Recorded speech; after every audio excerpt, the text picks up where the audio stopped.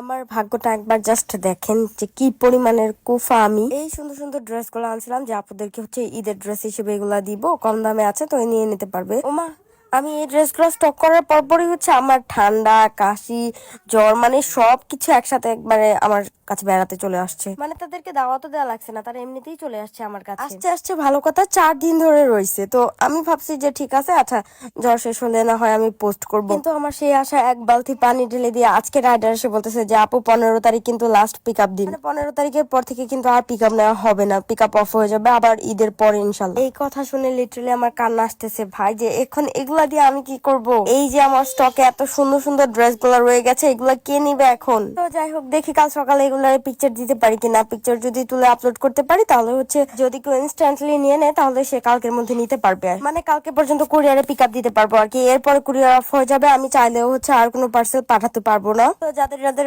Dress হচ্ছে pending এ আছে, আপনারা ঈদের আগে নিতে চান, তারা কিন্তু জলদি করে ইনবক্সে নক করুন। আর হ্যাঁ, অবশ্যই আমাকে ধুয়ায় রাখবেন, যদি আবার জ্বর চলে আসে তাহলে কিন্তু কালকেও এই ড্রেসের পিকচার গুলো দিতে পারবো না। আর হ্যাঁ, চাইলে কিন্তু এগুলো বুকিং দিয়েও রাখতে পারবো।